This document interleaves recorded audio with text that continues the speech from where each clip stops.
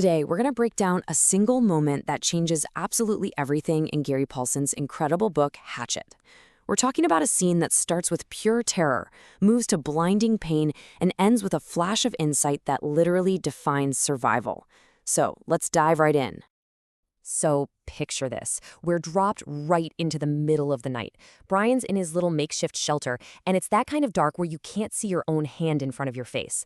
Something wakes him up, and it's not the wind. It's a presence. You can just feel the primal fear right from the get-go. And that presence, well, it kicks off our first section, the intrusion. Brian's very fragile sense of safety is about to be completely, and I mean completely, shattered. Now, the first thing he senses isn't a sound. It's a smell. A musty, rotten smell that his brain instantly connects with death, with graves. His imagination just goes into overdrive. Is it the bear?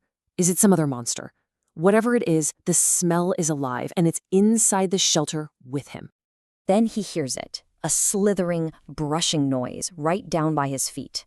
And in that pitch-black terror, thinking just shuts down.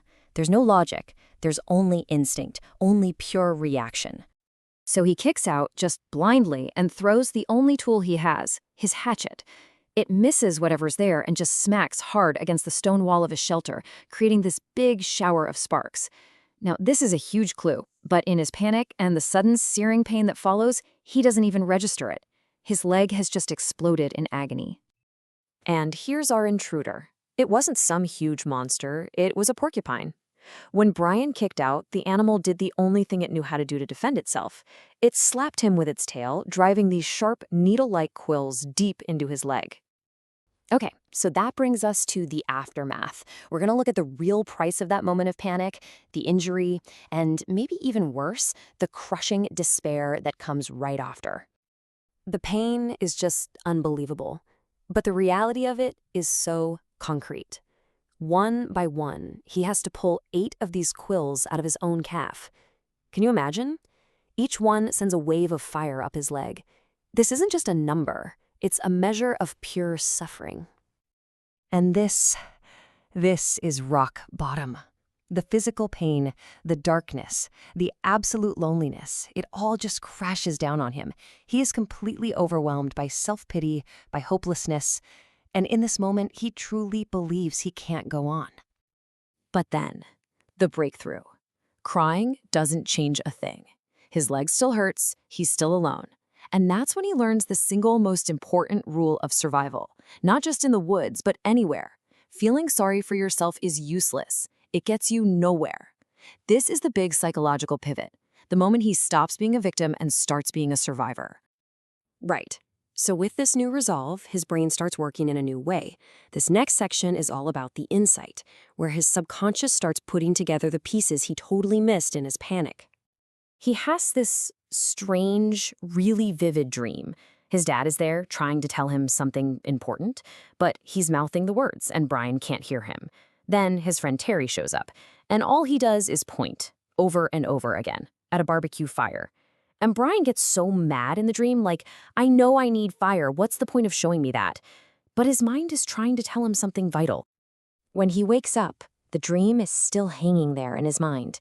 And as the morning sun starts to filter in, a little flash of light catches his eye. It's the hatchet, lying right where he threw it. And that's the trigger. He picks up the hatchet, and all the memories just click into place like tumblers in a lock. The dream, the flash of the metal, and that shower of sparks he saw when the hatchet hit the stone wall. And there it is, the aha moment. Fire. The hatchet is the key. His subconscious wasn't just screaming that he needed fire, it was showing him exactly how to make it.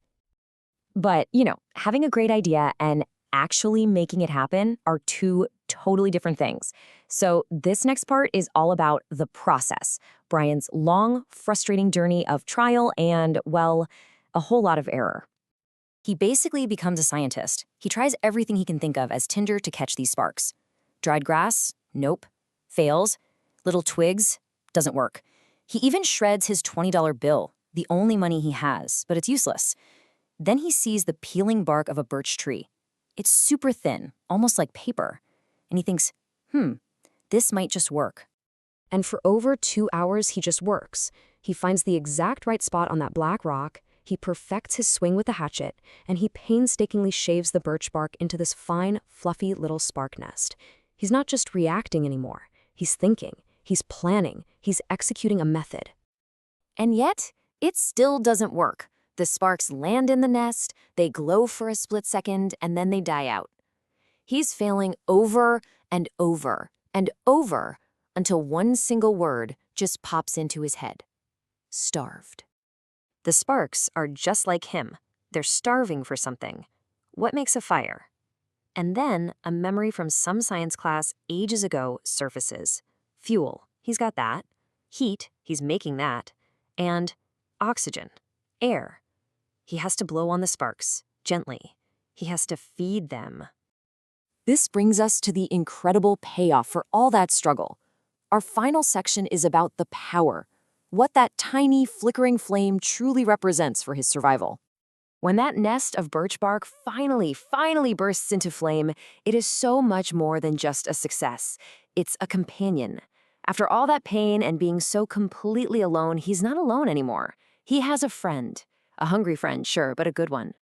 So in the end, the fire is everything. It's a friend to fight the loneliness, a guard to keep the animals away, and just a bright, warm beacon of hope. It's the physical proof of his will to live, a complete and total victory over the despair that almost swallowed him whole.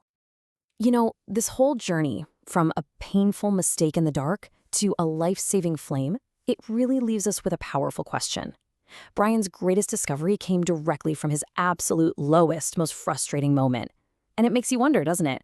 What kind of breakthrough might be waiting for us just on the other side of our own challenges?